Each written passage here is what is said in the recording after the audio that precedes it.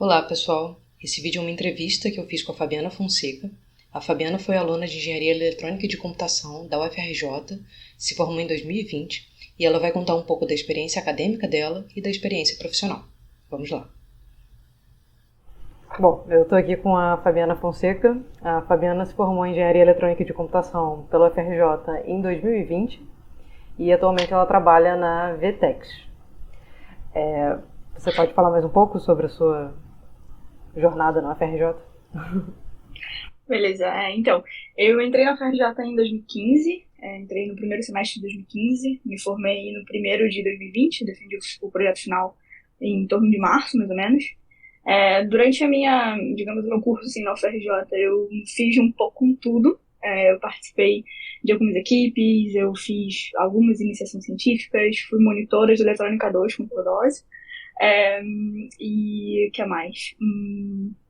E acho que é isso, assim, no final da minha estadia na UFRJ, digamos assim, eu participei do GECOM, que não sei o quanto vocês, novos alunos, vão conhecer por conta do cenário pandemia, digamos assim, mas fui vice-presidente do GECOM e fui representante discente também no curso. Foi um momento, assim, bem legal, a gente tinha uma troca muito, muito interessante com os alunos.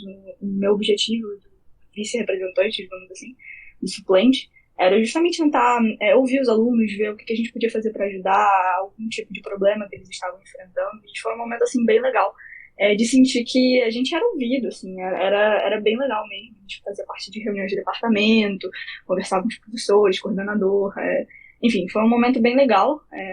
Foram 5 anos, assim, de muitos, sei lá, sobes e desces. Foi bem, ao mesmo tempo que eu aprendi muito, também foi, enfim, cansativo, mas foi muito engrandecedor no fim das contas, ter visto que foram 5 anos de muito aprendizado e no final ter defendido o meu projeto final, num projeto que eu realmente quis aprender sobre, quis estudar aquilo, quis apresentar aquilo, fazer um projeto legal e para deixar também para o curso, né? Porque no fim das contas a gente deixa alguma coisa também. E acho que da UFRJ é isso. O seu projeto final você fez com o professor Luiz Wagner, não foi? Não, eu fiz com o Eduardo, professor Eduardo, atualmente professor de comunicações digitais, né? Comunicações 2, no caso, eu acho. E qual era o tema do seu projeto final? Tá. O meu tema do projeto final era basicamente utilizar redes neurais e processamento de imagem aplicado ao reconhecimento de sinais de Libras, da língua brasileira de sinais. O objetivo a longo prazo era conseguir de alguma maneira fazer um software que ajudasse as pessoas, os ouvintes, digamos assim, como chamam na comunidade surda, a aprenderem mais facilmente Libras através do uso de um software que conseguiria ajudá-los a aprender os sinais, ver como que eles tinham que fazer, sinais de movimento, sinais estáticos. E, ao mesmo tempo que foi um projeto com um objetivo de longo prazo muito legal, e muito ousado, talvez, eu também esbarrei alguns problemas, como, por exemplo, a falta de base de dados, algumas coisas específicas que, para o projeto em si, acabaram não inviabilizando, mas dificultando um pouco o andar dele. Enfim, no fim das contas, eu acabei apresentando um projeto que fazia como se fosse um benchmark de algumas redes, algumas topologias de rede que reconhecessem sinais estáticos, mas o objetivo a longo prazo era conseguir estender isso para sinais com movimento. Mas aí a gente passa de um processamento de imagem pura para um processamento de frames ou de vídeo, depende muito de como que você aborda. Enfim, foi um projeto muito legal de ser feito, mas ao mesmo tempo também bem desafiador, porque na época eu fiz Libras na UFRJ, a matéria Libras, e eu recomendo, acho que todos os alunos a fazerem, porque te tira da sua zona de conforto e te ensina coisas que dificilmente você vai conseguir aprender por si só, assim. Você aprende sobre a cultura, você aprende sobre a comunidade surda, algo assim que para mim foi uma das minhas melhores experiências na UFRJ, e aquilo me motivou bastante a fazer o projeto, e poder apresentar um pouco do que eu aprendi no meu texto e na minha apresentação do projeto final foi algo assim que para mim já valeu por tudo, digamos assim. Então, é isso. Legal. Eu fiz Libras também, quando eu fiz a graduação, e eu concordo totalmente, assim, eu achei que foi uma disciplina que valeu muito a pena ter feito. Muito, muito legal. Não sabia de todos esses detalhes sobre o seu projeto, não. É muito interessante. Depois eu posso mandar o link, caso alguém queira Claro. ler. Acho uma ótima ideia. É, Bom, então passando agora para sua experiência profissional, como é que foi entrar na Vtex? Acho que talvez você possa falar um pouco até do processo seletivo, como foi que você conseguiu esse trabalho e como que foi a experiência, né, de sair da faculdade, entrar no mercado de trabalho, como você se sentia? Legal. Então, basicamente, assim, como que foi, digamos, a abordagem, né? Assim, na época eu estava terminando de me formar, eu estava escrevendo meu projeto final, foi mais ou menos ali em dezembro de 2019, talvez. E uma pessoa da Vetex me abordou pelo LinkedIn, era uma pessoa que inclusive era da UFRJ. Para quem não sabe, na verdade, os CEOs, os co-CEOs da Vetex, eles eram da UFRJ, não no nosso curso, mas eles eram do CT. Então, digamos que a relação, assim, não da UFRJ em si, mas, assim, as pessoas que são da UFRJ, que trabalham na empresa, elas acabam sempre tentando, tipo, olhar no LinkedIn, ver quem está saindo da faculdade. A gente tem um processo de estágio muito legal, tipo, um programa de estágio imenso e que, enfim, envolve várias universidades pelo Brasil. E, na época, essa pessoa que estava na VTEX há bastante tempo, ele me abordou pelo LinkedIn, querendo bater um papo, querendo saber um pouco sobre meu momento e tal. E eu fui na empresa, a empresa é em Botafogo, ali na praia de Botafogo, num prédio que antigamente era Coca-Cola, praia de Botafogo 300, eu acho. E eu fui lá, e o escritório era incrível, assim, eu fiquei tipo, caramba, que legal, tipo, 3 andares de escritório, pô, vou ver o que dá, né? Tipo, comecei a bater um papo com ele.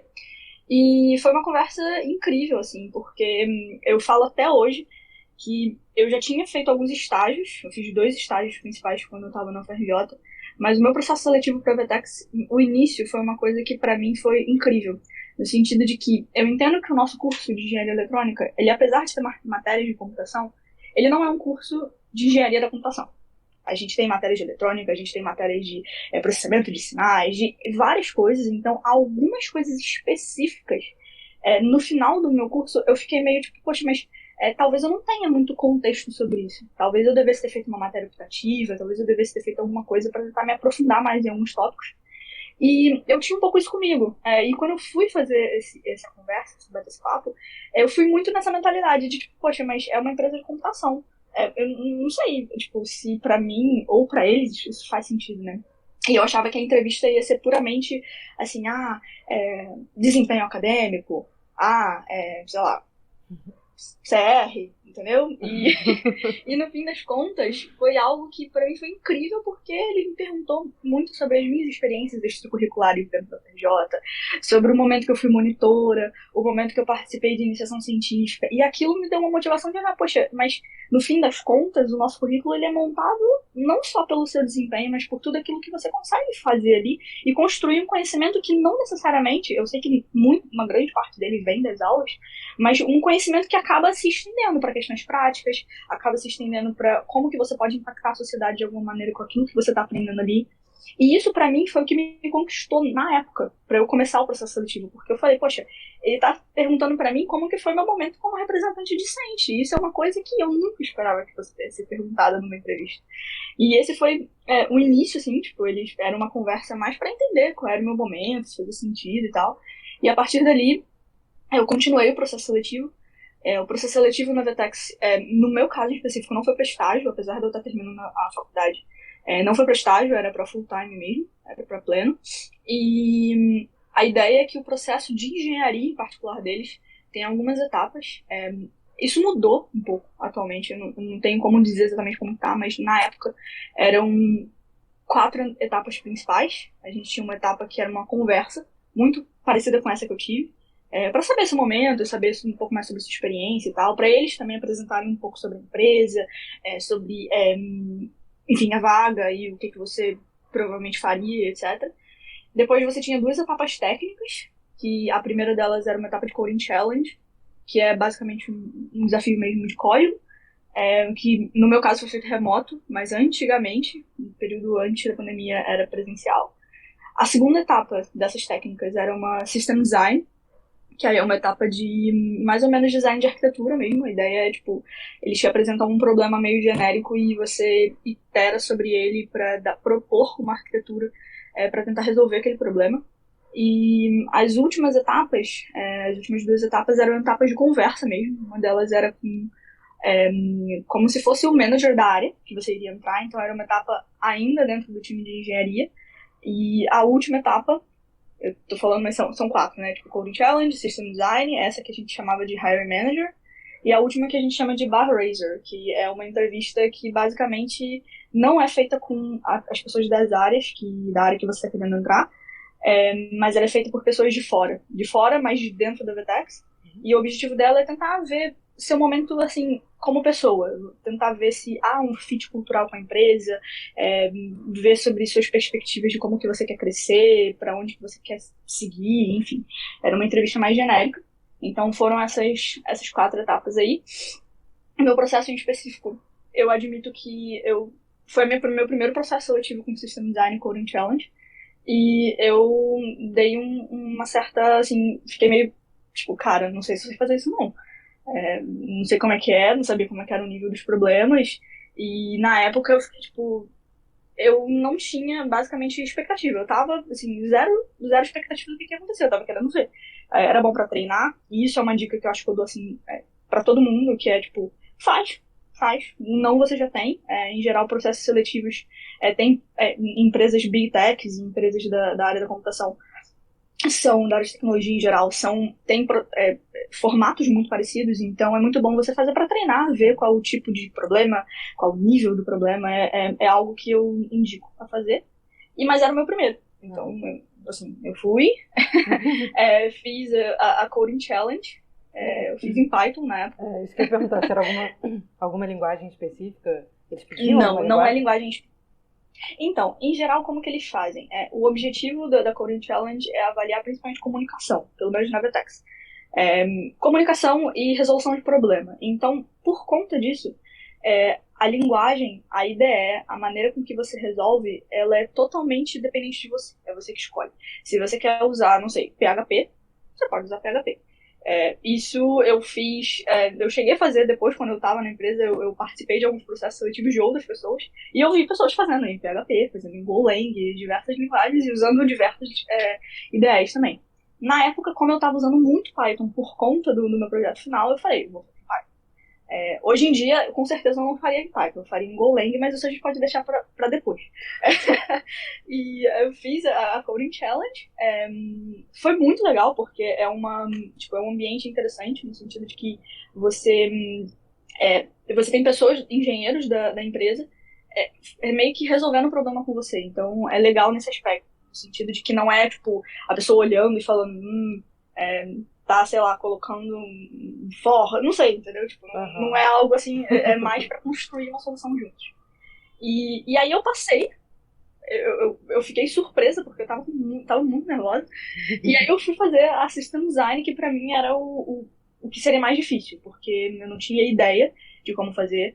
Eu sei que, em geral, a gente tem tecnologias muito novas e as coisas vão mudando muito, que você pode usar, por exemplo, o geral da System Design, sei lá, poxa, sei lá, você tem um sistema distribuído, aí você tem a camada de cache, aí, o básico você consegue achar em qualquer lugar na internet para, tipo, tentar estudar. Mas, às vezes, você, tipo, saber de, por exemplo, uma tecnologia específica que você pode usar porque ela é otimizada para aquilo, esse tipo de, não é malícia, mas esse tipo de conhecimento eu não tinha na época.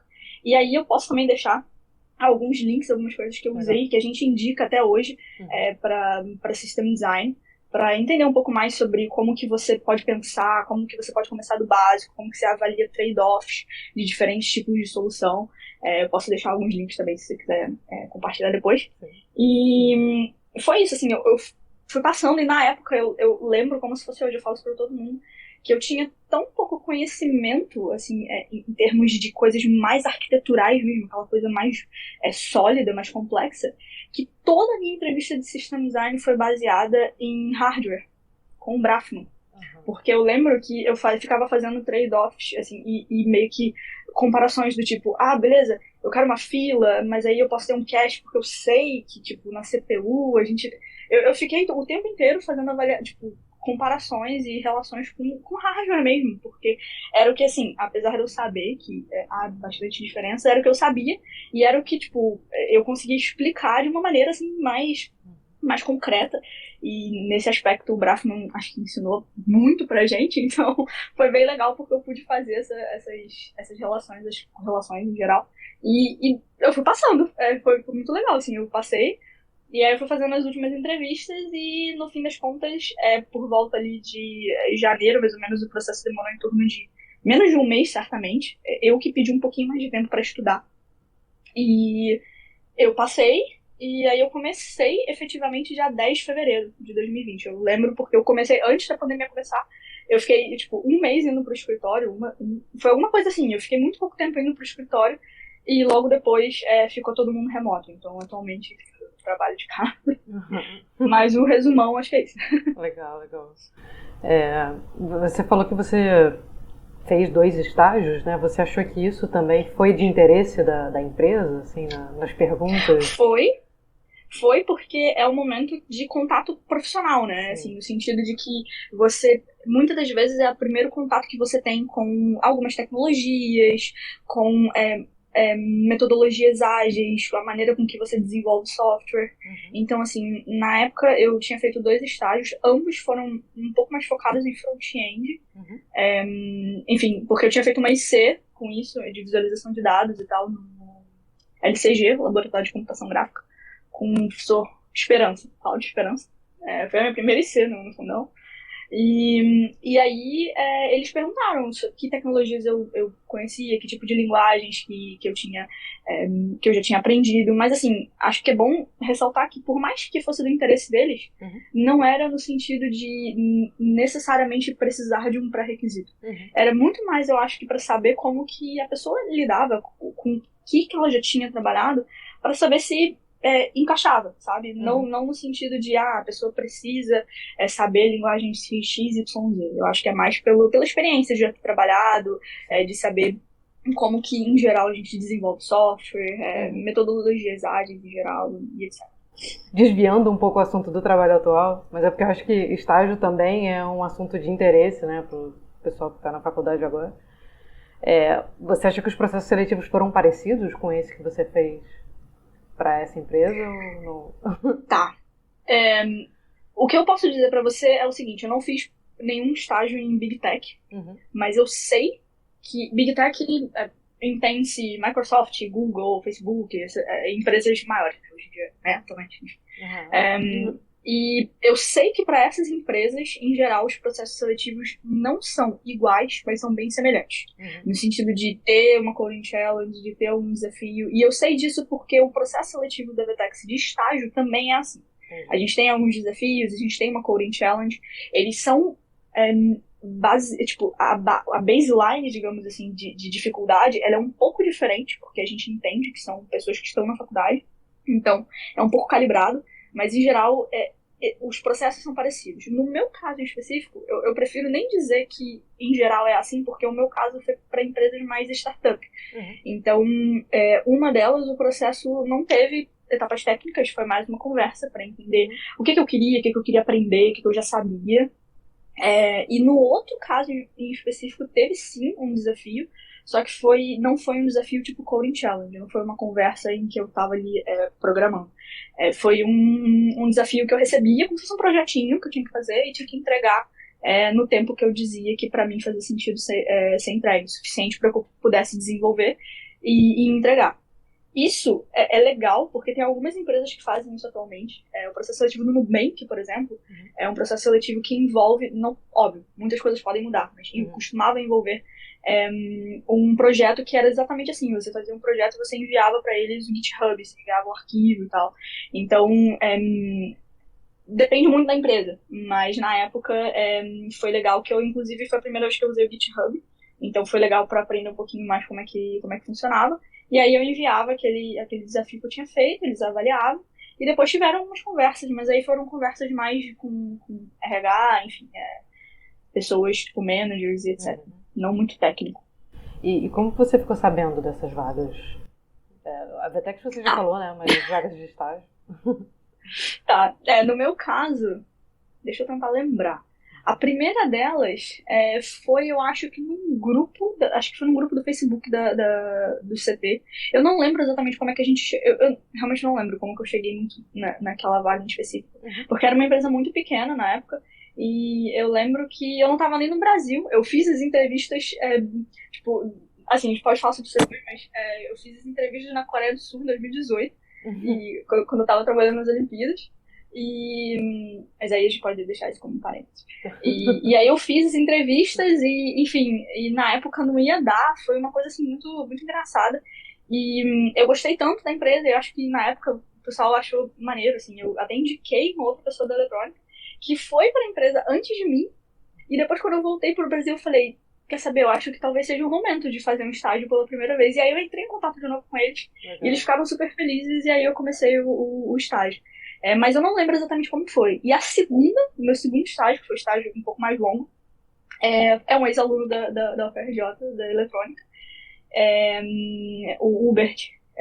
Ele atualmente ele fundou uma empresa chamada Intel, que foi eu estagiei, e uma empresa voltada um pouco para a indústria de óleo e gás, mas a ideia deles era embarcar alguns sistemas de monitoramento em brocas. Eu não tenho muito contexto da indústria de óleo e gás, mas eles embarcavam alguns sistemas para coletar dados, e a empresa tinha uma plataforma de monitoramento. A Petrobras, se não me engano, é cliente deles e tal. Alguns setores da Petrobras, é claro. E ele conheceu o Jomar, ele foi aluno do Jomar.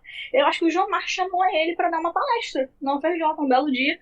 E na palestra, na época a gente organizou junto com o GECOM, e eu era vice-presidente do GECOM. Aí eu fiquei interessada, ele mencionou que tinha algumas vagas de estágio e tal. Aí ele deixou o e-mail, e aí na época eu falei, talvez seja legal. Eu mandei o e-mail. E no caso deles, eles já tinham um processo bem estruturado e tal. E aí teve esse desafio e etc. Mas foram casos, assim, um pouco mais isolados.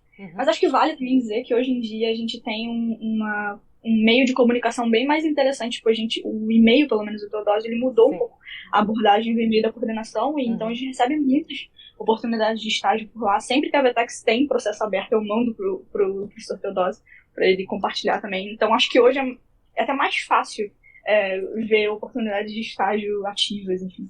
Sim. É verdade. Eu mesmo recebo alguns e-mails da coordenação sobre o estágio. Então, isso é muito bem divulgado pelo Sim. Você pode falar um pouco sobre como foi a sua experiência logo que você entrou na empresa? Você se sentia preparada? Claro. Tá, beleza. Eu acho que, primeiro, é interessante dizer que eu entrei pro time de engenharia, mas eu não trabalhava efetivamente como engenheira de software.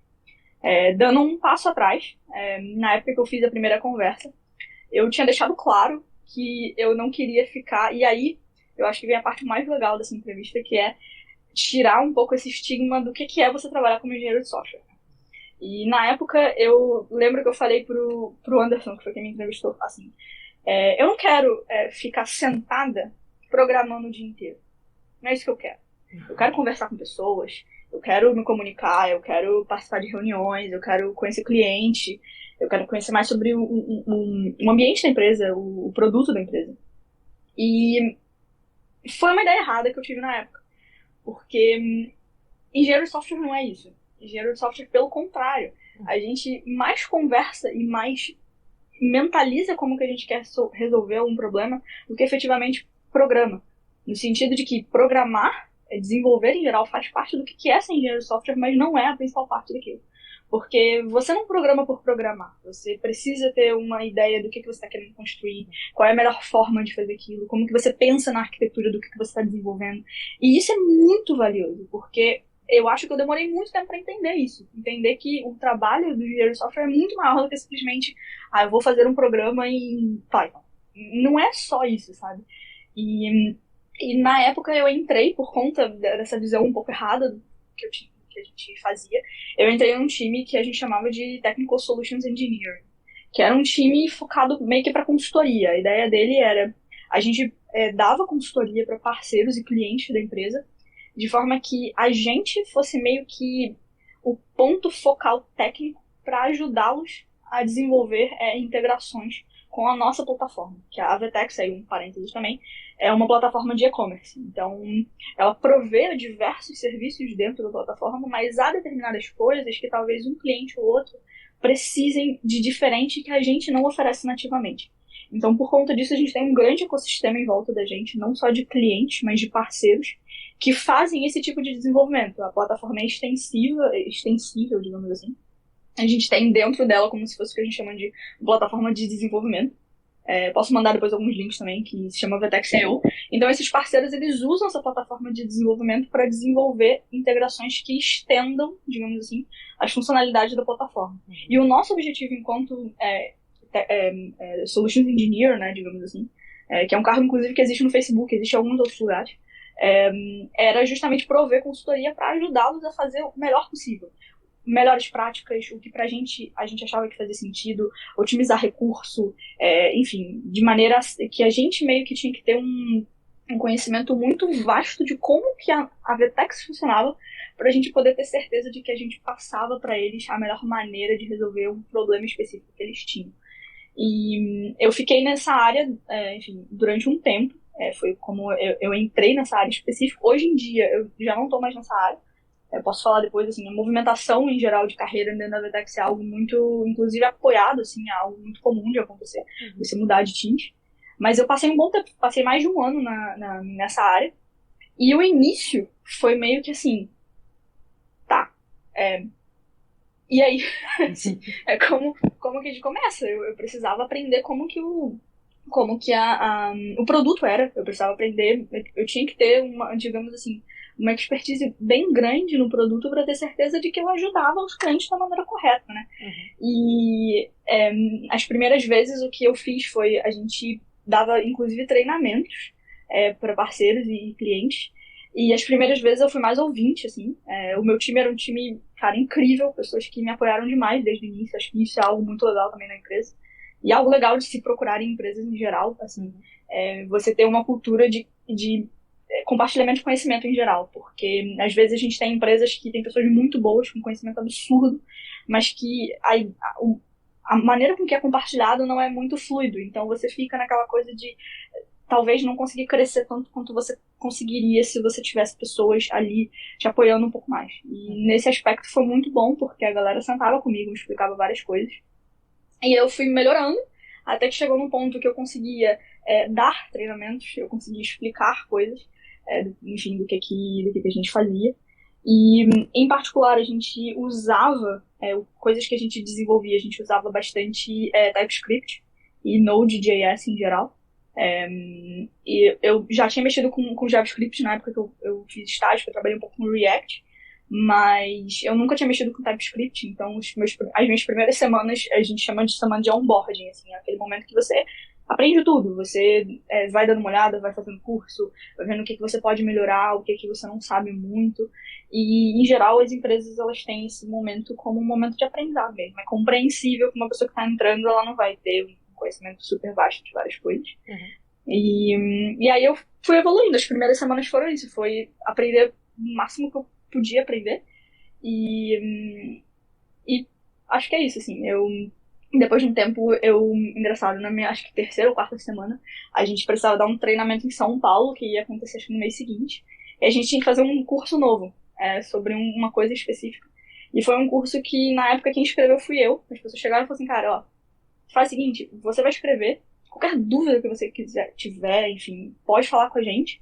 Mas a gente queria que você, tipo, fosse tentando engatar a primeira ali e vamos ver, tipo, até onde vai, o que você já conhece, o que você já sabe. E foi maravilhoso, porque tinham várias coisas que eu não tinha muito conhecimento, e aí eu fui conversando, tipo, isso aqui. E melhorando o curso, e no mês seguinte a gente foi em São Paulo dar o curso. E foi super legal, porque, tipo, poxa, era algo que eu tinha escrito, né? E ver a galera, tipo, fazendo a parte que era hands-on, tinha alguns exercícios, assim, foi bem legal mesmo. E acho que, assim, os primeiros momentos foram esses. Em geral, um momento de entender que a gente tem esse ramp-up. A gente tem o que a gente chama nesse momento que, tipo, você começa aprendendo até você conseguir chegar num ponto em que você já toca tudo sozinha. Isso é completamente compreensível de que acontece. E foi isso. Legal. E como que é o seu dia a dia no trabalho, as linguagens que são usadas, metodologias? Tá. Como eu disse, eu não tô mais nesse time. Hoje em dia eu trabalho como engenheiro de software já faz mais de um ano, na verdade. Eu tô na VTEX fez 2 anos agora em fevereiro. E eu trabalho atualmente num time que eu mencionei aquela plataforma de desenvolvimento antes, o Vertex.io, e basicamente eu trabalho no time que cuida da parte mais baixo nível disso. A gente cuida de infraestrutura e a gente cuida da parte de back-end dessa plataforma de desenvolvimento. Foi uma mudança um pouco ousada da minha parte. Eu não sabia nada de infraestrutura, era algo assim... Beleza, eu aprendi algumas coisas em sistemas operacionais, matéria com o Rodrigo, muito boa, por sinal.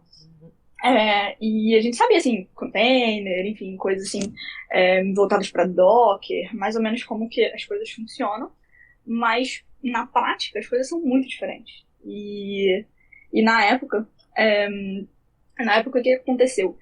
Eu não sabia muito sobre, e eu falei assim, cara, eu vou aprender. Eu quero aprender, eu quero saber mais sobre isso. Meio que um déficit que eu tenho, então eu quero saber mais sobre isso.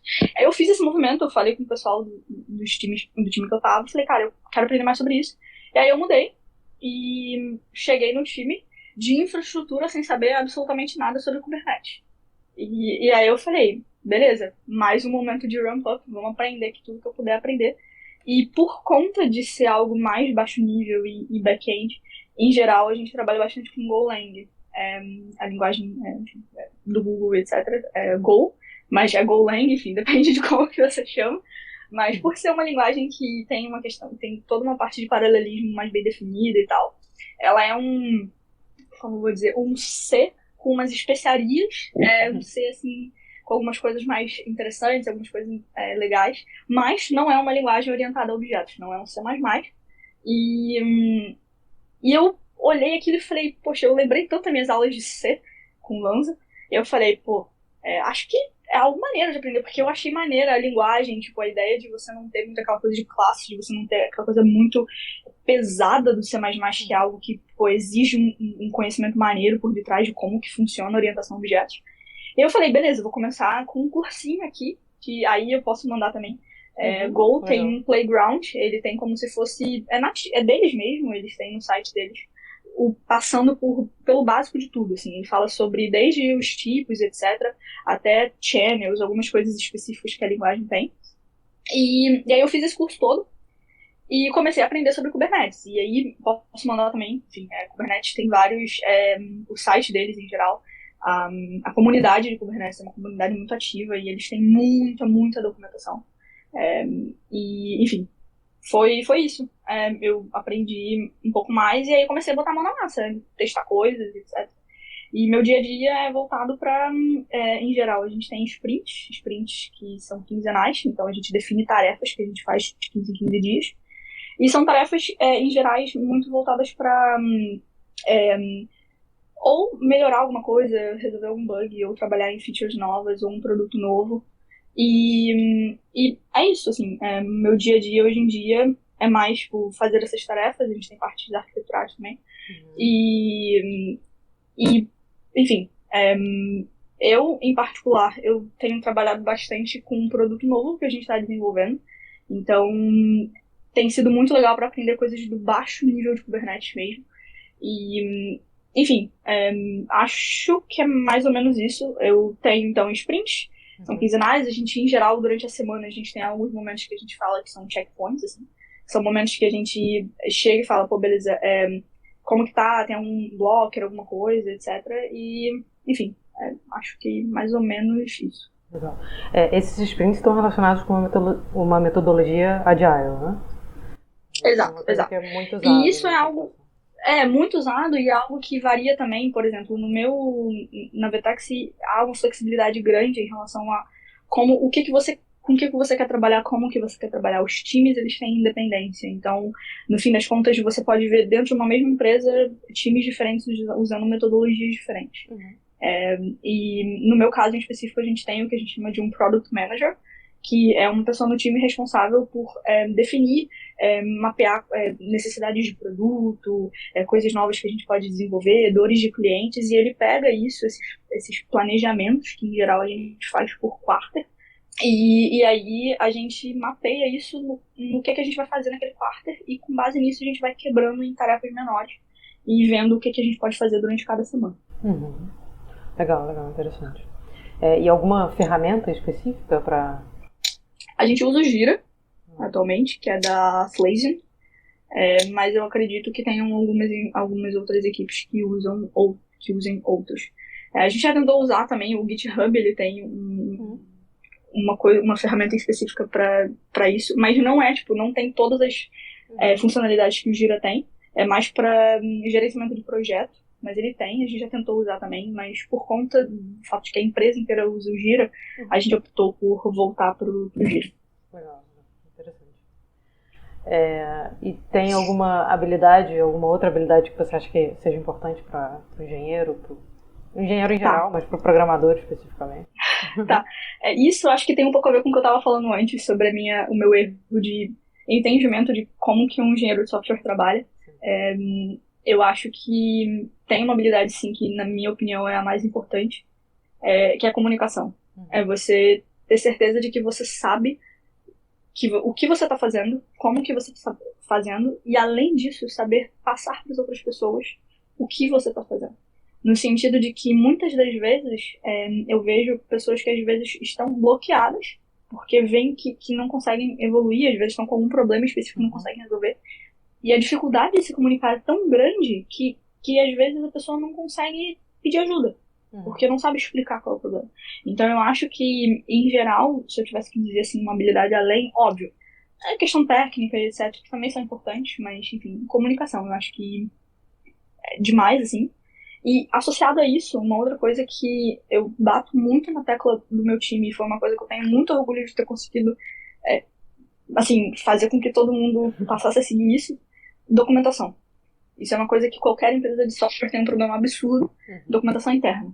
Não existe. Muitas das vezes a gente tem problema de projetos imensos e não tem nada de documentação. E aí, com a rotatividade no mercado, a pessoa que antes sabia, se ela sai da empresa, você tem que pegar o código, você tem que abrir o código e você tem que entender o que está acontecendo para criar uma documentação por detrás. E então, assim, eu diria isso, assim, a habilidade de se comunicar, de saber passar para as pessoas problemas, soluções e saber explicar as coisas e ser capaz de produzir documentação. Porque, tipo, acho que essa é uma das coisas que eu aprendi, assim, na pele mesmo, de às vezes ter que aprender alguma coisa e não ter documentação para aquilo, ter que abrir código e ficar olhando linha por linha para entender como que as coisas funcionam. Eu acho que, em geral, são essas duas coisas. Legal. Tá bom.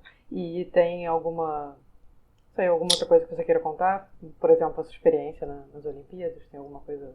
Tá, beleza. Isso legal? foi... assim, de maneira bem geral, quando eu tava na UFRJ, a gente teve as Olimpíadas acontecendo na Rio 2016, né? E o que aconteceu foi que, na época, houve um processo, como se fosse um processo de estágio, assim, que a empresa que cuida da transmissão das imagens, ela ofereceu como se fosse um projeto em que você se inscrevia, você fazia como se fosse um treinamento e dependendo se você passasse ou não, e você poderia participar dos jogos.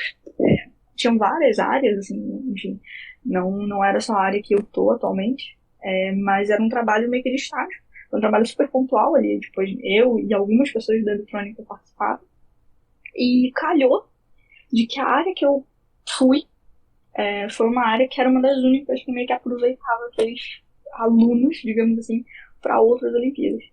E aí na Rio 2016 eu participei como uma estagiária, assim, foi muito legal, foi uma experiência incrível.